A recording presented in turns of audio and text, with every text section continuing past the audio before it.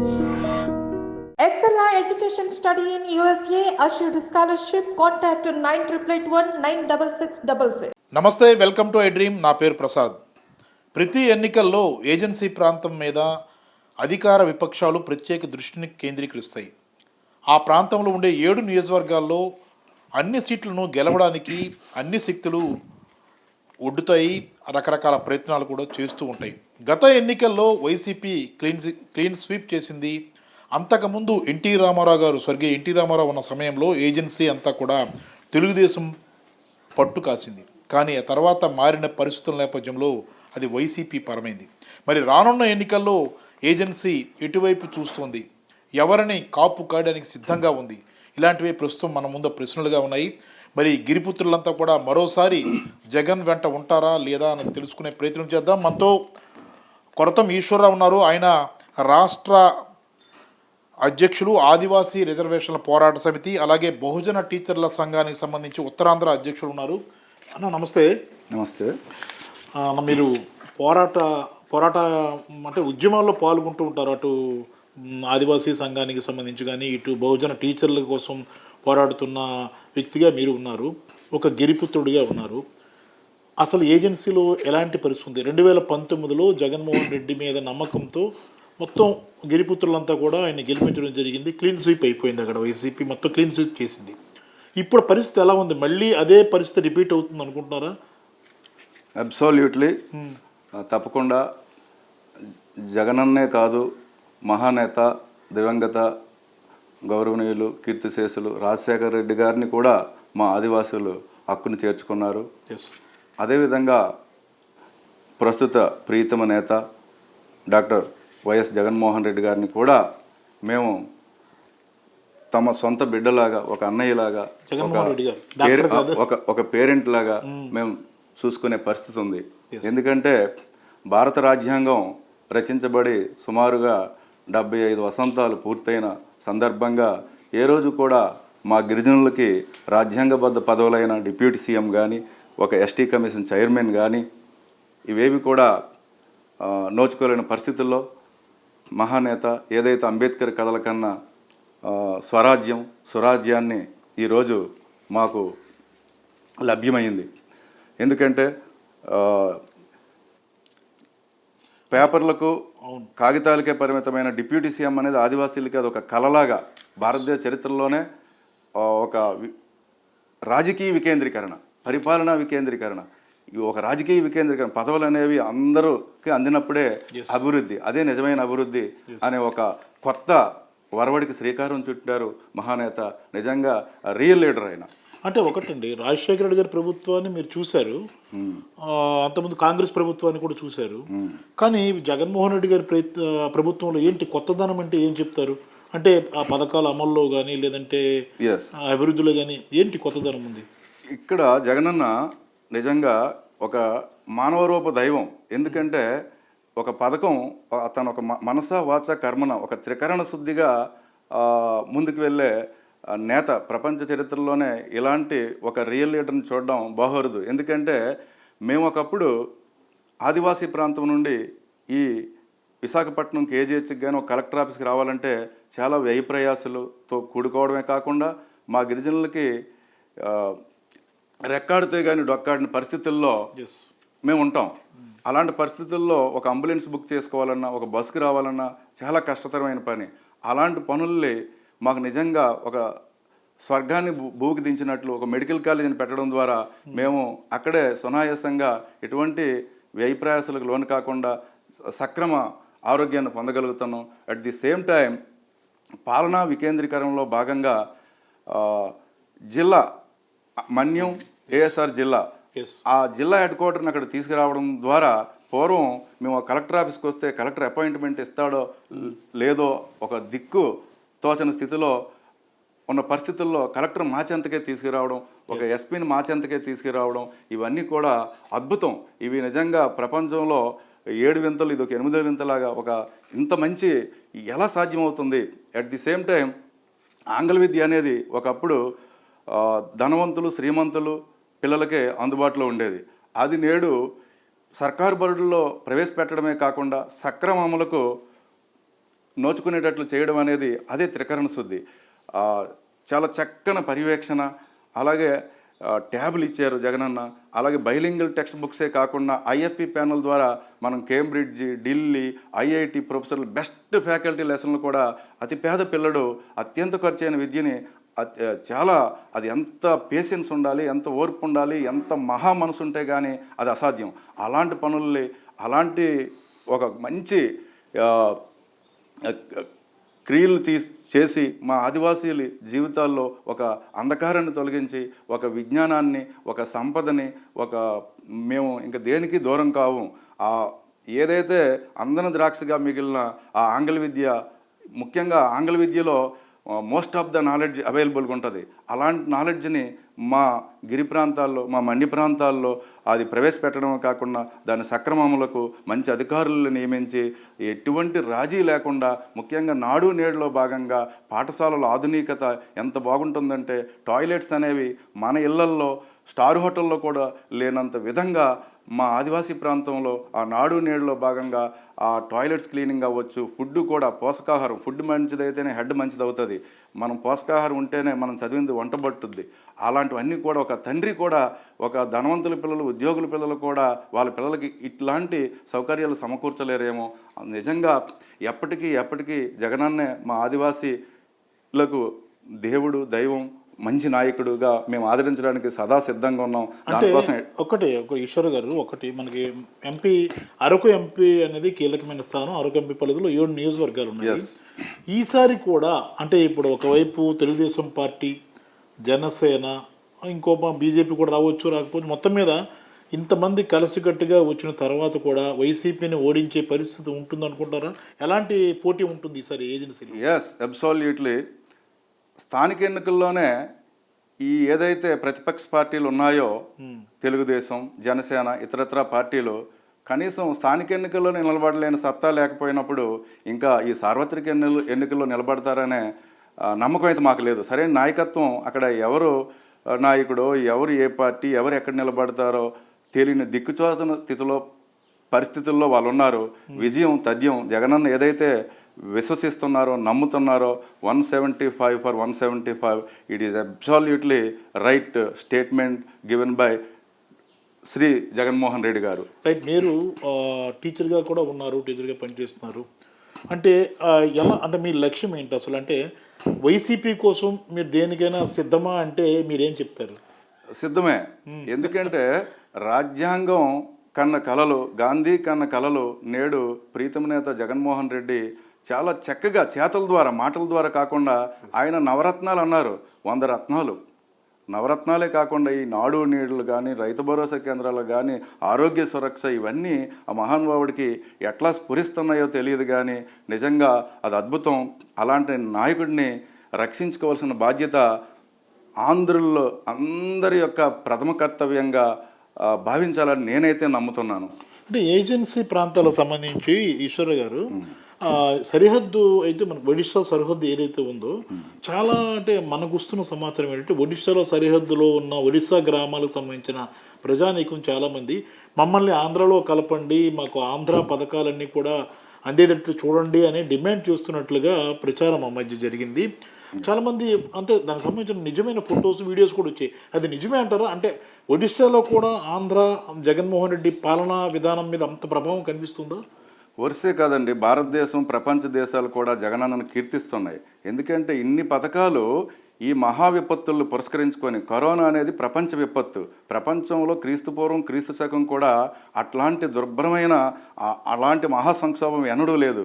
At the same time లోటు బడ్జెట్లో ఉన్న ఆంధ్రని ఇంకా లోటులోకి తీసుకెళ్ళిపోయిన చంద్రబాబు రాజధాని అని 5 ఏళ్ళ కాలం గడిపి అక్కడ కనీసం ఒక తాత్కాలిక భవనాలు కూడా నిర్మించలేని దుస్థితిలో ఉంటే జగనన్న ఊరూరా రాజధాని, సచివాలయం, ఎంత శక్తి, ఎంత మహాసంకల్పం ఉంటే కానీ ఈ ఆధునిక ప్రపంచంలో అలాంటి నేతను మనం నిజంగా కీర్తించాలి, శ్లాఘించాలి. అలాంటి వ్యక్తిని మనం రక్షించుకోవాల్సిన బాధ్యత, అలాంటి వెన్నుదన్నుగా, తోడుగా, నీడగా, ఒక తమ్ముడిలాగా అన్ని రకాలుగా ఆయనకు రక్షించుకోవాల్సిన బాధ్యత ఒక ఆదివాసీలదే కాదు, ఆంధ్రులది, అందరి పైన ఉందని నేను ప్రగాఢంగా నమ్ముతున్నాను. సహజంగా ఏంటంటే ప్రభుత్వాల మీద ఏదైతే అధికారంలో ఉన్న ప్రభుత్వాల మీద తిరగబడడం, లేదంటే అక్కడ ఉన్న లోపాలను ఎత్తి చూపడం, ఆ డిమాండ్లు పరిష్కరించుకోవడం చూస్తూ ఉంటారు. కానీ జగన్మోహన్ రెడ్డి పాలన విషయంలో ఎందుకంత మీరు సానుకూలంగా ఉన్నారు? అంటే ఈ మార్పులే కారణమా? అంటే ఆయన తీసుకున్న నిర్ణయాల కారణమా? లేదంటే గిరిపుత్రుల్లో వస్తున్న విప్లవాత్మకమైన మార్పులు ఏవైతే ఉన్నాయో అవన్నీ చూసిన తర్వాత మీరు ఈ ఆలోచనకు వస్తున్నారా? ఆయన ఉద్యమాలకు మన ఉద్యమాలు ఎప్పుడు చేస్తాం?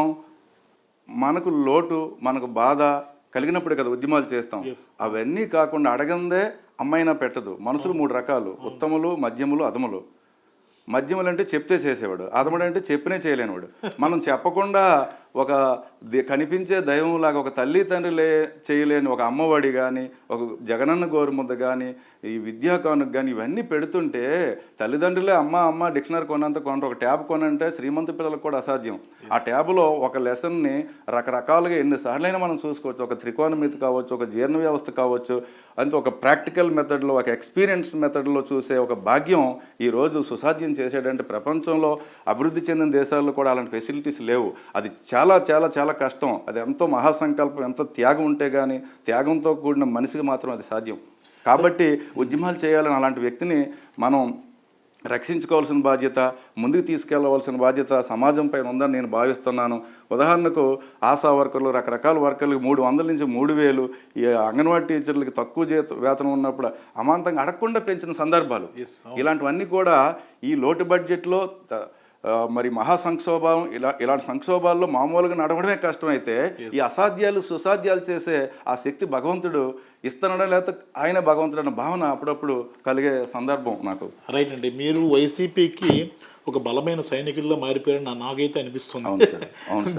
అంటే మీ మాటలను బట్టి చూసినప్పుడు, అంటే ఒక ఉద్యమానికి నాయకత్వం వహించిన వ్యక్తిగా ఉన్నప్పుడు కూడా, అంటే వాస్తవ పరిస్థితులు మీరు స్వయంగా చూశారు. అలాంటి అంటే గిరి ప్రాంతాల్లో, ఏజెన్సీ ప్రాంతాల్లో జనం తాలూకా జీవన వైవిధ్యం ఏంటి, వాళ్ళు పడే బాధలు ఏంటి, ఇవన్నీ చూసిన వ్యక్తిగా మీరు మాట్లాడుతున్నారు. కాబట్టి అంటే మీరేం కోరుకుంటున్నారు? జగన్మోహన్ రెడ్డి గారి నుంచి మీరేమైనా కోరుకుంటున్నారా? వైసీపీ నుంచి కానీ జగన్మోహన్ రెడ్డి గారి నుంచి ఏం కోరుకుంటున్నారు మీరు? మేము జగన్మోహన్ రెడ్డి గారి నుంచి ఏం కోరుకుంటున్నామంటే మళ్ళీ ఆయన సీఎం కావాలనేది ప్రగాఢమైన కోరిక. ముఖ్యంగా మా ఆదివాసీ ప్రాంతాల్లో లోకల్ బేస్డ్, స్థానిక ఆధారిత పరిశ్రమల్ని నెలకొల్పి మా ఆదివాసీ నిరుద్యోగుల్ని వలసలకు పోకుండా నిరోధించేది ఒకటి.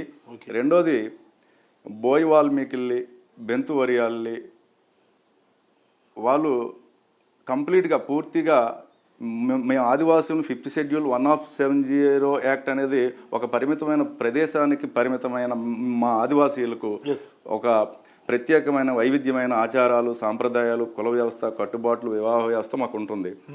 అలాంటి సమాజంలోకి ఆదివాసేతరులైన బోయ్ వాల్మీకులు, బెంతువర్యాల్ని వాళ్ళు మేము 20 లక్షలుగా మేముంటే వాళ్ళు మోర్ దెన్ 50 lakhs పాపులేషన్ ఉన్నారు. వాళ్ళని మా యొక్క ఆదివాసీ సమాజంతో మిళితం చేయకుండా కాపాడడానికి, లేదంటే మా యొక్క ఆచారాలు సాంప్రదాయాలను రక్షించాలని జగనన్నని ఈ పత్రిక ముఖంగా ఈ కెమెరా ముందు ఒకటి కోరుకుంటున్నాను. ఎందుకంటే మాది కంప్లీట్గా సమాజానికి భిన్నంగా మా యొక్క పవిత్రమైన ఆదివాసీ సమాజం. మేము చాలా రిజిడ్గా, చాలా ఆధునికతకు దూరంగా బ్రతకాలనుకునే సమాజం మాది. ఎందుకంటే అందరిలో అంత వేగంగా త్వరితంగా కలిసే తత్వం కాదు. వాళ్ళకి వేరే ప్యాకేజీ లేదా వేరే స్టేటస్ ఇచ్చి మరి మా ఆదివాసీ సమాజంతో లో కలపకుండా ఉంటే మా యొక్క ఆచారాలని, సాంప్రదాయాలని గౌరవించాలని జగనన్నని మరి అదొక్కటే నా యొక్క విచక్షణతో, నా యొక్క వినమ్రతతో జగనన్నని ఆ ఒక్క విషయంలో కొద్దిగా పునరాలోచించి మా ఆదివాసీ సమాజం యొక్క పవిత్రతను కాపాడాలని ఇదొక్కటి మాత్రమే నేను కోరుకుంటున్నాను. ఇంకోటి సార్ ఈశ్వర గారు, అంటే మీరు ఒకటి పార్టీలో లేకపోయినప్పుడు కూడా చాలా యాక్టివ్గా ఉన్నారు. గిరిపుత్రులకు, ఏజెన్సీ ప్రాంత ప్రజానికి ఏదో మంచి చేయాలని భావనతో ఉన్నారు. వైసీపీ ప్రభుత్వం అది చేస్తుందని నమ్ముతున్నారు. అంటే ప్రత్యక్ష రాజకీయాల్లోకి, అంటే ఒక ఉద్యమ నేతగా ఉన్నారు కాబట్టి ప్రత్యక్ష రాజకీయాల్లోకి రావడానికి ఏమైనా చూస్తున్నారు అంటే వైసీపీకి మీరేమే ఏమి ఇవ్వాలని అనుకుంటున్నారు? ఏదైనా ఇవ్వడానికి సిద్ధమా? వైసీపీలో ఒకసారి నేను ఎంపీ అభ్యర్థిగా మా భగత సంక్షేమ సంఘం ఆధ్వర్యంలో ఒక 3,000 మంది మేధో మదనంలో భాగంగా నన్ను ఎంపీ అభ్యర్థిగా మీరు వైసీపీకి వెళ్ళండి, వైసీపీ పార్టీ అనేది మన ఆదివాసీ సమాజానికి ఒక దగ్గరగా ఒక రాజ్యాంగ పొలాలు అందించే ఒక మంచి పార్టీగా అందులోకి మీరు వెళ్తే బాగుంటుంది, మీలాంటి ఒక మంచి ఆలోచన ఉన్న వ్యక్తి అని కోరడంతో నేను స్థానిక అరకు గౌరవ శాసనసభ్యులు చెట్టు పాల్గొన గారు అభ్యర్థన మేరకు వారికి ప్రొఫైల్ ఇవ్వడం జరిగింది. తర్వాత పార్టీ అధ్యక్షురాలైన గౌరవనీయులు శ్రీమతి భాగ్యలక్ష్మి గారికి ప్రొఫైల్ ఇవ్వడం జరిగింది. అనంతరం ఉత్తరాంధ్ర రీజనల్ కోఆర్డినేటర్ దైవాంశ సంభూతులు పూజనీయులు శ్రీ సుబ్బారెడ్డి గారికి ప్రొఫైల్ అందించడం జరిగింది. తదనంతరం ముఖ్య సలహాదారు సజ్జల రామకృష్ణారెడ్డి గారిని కూడా కలిసి నా యొక్క అభ్యర్థిత్వాన్ని సమర్థించమని ఇవ్వడం జరిగింది.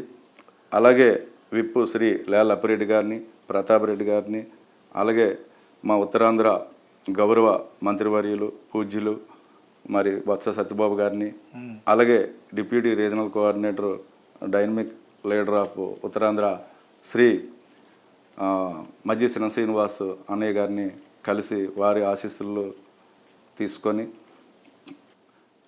పార్టీ నాకు ముఖ్యం, జగనన్న ముఖ్యం, అలాగే మన ఉత్తరాంధ్ర నాయకత్వం మీద ప్రగాఢమైన నమ్మకంతో నాకైతే గ్యారెంటీగా నాలాంటి ఒక మంచి అందరినీ కలుపుకొని పోయే అన్ని కులాల్ని, అన్ని వర్గాల్ని, అన్ని ప్రాంతాల మీద సమగ్ర అవగాహన ఉన్న నాలాంటి వ్యక్తికి వైసీపీ ఆశీర్వదిస్తుందని సంపూర్ణ ముఖ్యంగా జగనన్న మీద నాకు అత్యంత నమ్మకం. నాలాంటి వ్యక్తికి ఒక సమాజాన్ని మీద సమగ్ర అవగాహన ఉన్న అలాంటి వ్యక్తికి మరి నా అభ్యర్థిత్వాన్ని ఆశీర్వదిస్తారని జగనన్న మీద అయితే నాకు పూర్తి విశ్వాసం ఉంది. ఎందుకంటే ఒక సత్సంకల్పం కంపల్సరీగా జగనన్న దగ్గరికి వెళ్తుందనే విశ్వాసం ఉంది. ఇప్పుడు వరకు జగనన్న గారిని కలిసే అవకాశం దొరకలేదు. ఒకసారి చింతపల్లి సీఎం మీటింగ్లో దొరికినప్పటికీ అక్కడ కమ్యూనికేషన్ సెల్ ఇవన్నీ అవ్వడం వల్ల నేను కలవలేకపోయాను. అంటే ఇప్పుడు ఫైనల్గా మీరు చెప్పండి, వైసీపీ కోసం ఏం చేస్తారని అడిగితే మీరు ఏం చెప్తారు? వైసీపీ కోసం ఒక ఆదివాసిగా మా ఎంపీ పార్లమెంట్ నియోజక పరిధిలో గల 7 నియోజకవర్గాల్లో నా యొక్క విచక్షణని, నా యొక్క విజ్ఞానాన్ని, నేను ఇదివరకు చేసిన సేవా కార్యక్రమాలు, ప్రభుత్వం చేసిన అత్యున్నతమైన ఒక పేదవాడి పథకాలని సవివరంగా వివరించి సంపూర్ణ విజయానికి నేను మనసా వాచ కర్మన కృషి చేస్తాను. అందులో ఎటువంటి సందేహం లేదు. నేను 7 నియోజకవర్గాలు నా యొక్క శక్తితో, నా యొక్క సర్కిల్తో, నా యొక్క బృందంతో నాకు ఇంచుమించు మా భగత సంక్షేమ సంఘం నుంచి ఒక 5 లక్షల మంది సపోర్ట్ ఉంది. అలాగే ఇతర కులాలు కూడా నేనంటే చాలా శ్రేయోభిలాషిగా, స్నేహితుడిగా, కాపు వెలమ సంఘాల నుంచి కూడా కురుపాం, సాలూరు, పాలకొండ, పార్వతీపురం, రంపచోడవరం వెలమ కాపు సంఘాలు కూడా నన్ను నా అభ్యర్థిత్వాన్ని ఇంటికి వచ్చి వాళ్ళు మీలాంటి వాళ్ళు రావాలి, మీలాంటి సేవకుడు, సంఘ సేవకుడు వస్తే మీ ఆదివాసీ ప్రాంతంతో పాటు మమ్మల్ని కూడా అర్థం చేసుకునే ఒక యోగ్యత గల మీరు చట్టసభలోకి రండి, మేము జగనన్నకు చెప్తాం, మేము స్థానిక నాయకత్వానికి చెప్తాం, బొత్స సత్యబాబు గారికి చెప్తాం, సుబ్బారెడ్డి సార్కి చెప్తాం, రాజన్నదర్ గారికి చెప్తాం అని చెప్పడం జరిగింది. ఇవన్నీ కూడా నాకు సానుకూల అంశాలు. పాత్రికేయ మిత్రులు కూడా వాళ్ళు స్వతహాగా నా అభ్యర్థిత్వాన్ని మన్నించి పత్రికా ప్రకటనలో ఇవన్నీ కూడా చాలా సంతోషం. ఇవన్నీ కూడా జగనన్నను అనుసరించడం ద్వారా నాకు ఈ యొక్క మంచి గుర్తింపు వచ్చినందుకు చాలా సంతోషంగా ఉంది sir. Right, thank you very much కొత్త ఈశ్వర్ గారు, మంచి విషయాలు చెప్పారు. విన్నారు కదా, అంటే వైసీపీ ఆల్రెడీ సిద్ధమని ముందుకెళ్ళిపోతుంది. జగన్మోహన్ రెడ్డి గారు అదే షర్ట్ మడతపెట్టి అన్నిటికీ సిద్ధమవ్వండి అని పిలిపించారు. కానీ ఏజెన్సీ ప్రాంతాల్లో అంతకంటే ముందుగా సిద్ధమైన బలమైన అంటే నాయకత్వం కలిగిన అలాగే సైనికులు లాంటి కార్యకర్తలు మనం ఇప్పుడు చూస్తున్నాం. ఈశ్వరరావు గారు ఉద్యమ నేత అయినప్పుడు కూడా ఉద్యమాలను పక్కన పెట్టి వైఎస్ జగన్మోహన్ రెడ్డి పాలనా విధానం మీద నమ్మకంతో, ప్రేమతో ఆయన అనుసరిస్తున్న మార్గానికి హ్యాట్స్ ఆఫ్ చెప్తూ ముందుకెళ్తున్నారు. ఇప్పటికే ప్రభుత్వ పథకాలు ఏవైతే ఉన్నాయో అవన్నీ కూడా ఏజెన్సీ ప్రాంతంలో బలమైన మార్పునకు దారితీసే అనేది ఆయన మాటల ద్వారా చెప్తున్నారు. అంటే తనకు అవకాశం ఇస్తే ఖచ్చితంగా వైసీపీలో భాగస్వామ్యం కావడంతో పాటు ప్రజలకు మరింత సేవ చేయాలన్న లక్ష్యంతో ఉన్నానని ఆయన పరోక్షంగా వైసీపీ అధిష్టానానికి చెప్తున్నారు. అంటే ఇప్పటికే టిక్కెట్ల పంపిణీ షురూ అవుతున్న నేపథ్యంలో కొరతం ఈశ్వరరావు కూడా తన అదృష్టాన్ని పరీక్షించుకుంటున్నారు. అంటే ఉద్యమ నేతలే చాలామంది వైసీపీ పాలన విషయంలో మనసు మార్చుకొని జగన్మోహన్ రెడ్డికి అండగా ఉండాలి, ఆయన ఖచ్చితంగా మరోసారి ముఖ్యమంత్రి కావాలి, ముఖ్యమంత్రి అయితేనే మంచి జరుగుతుందన్న నమ్మకంతో ఉన్న నేపథ్యంలో ఏజెన్సీ ప్రాంతాల్లో ఎంత పెద్ద తోపు వచ్చినా వైసీపీకి తిరుగులేదన్న భావనని ఈశ్వరరావు వ్యక్తం చేస్తున్న పరిస్థితి మనకు కనిపిస్తుంది. కెమెరామెన్ మూర్తితో ప్రసాద్, ఐడ్రీ మీడియా, విశాఖపట్నం.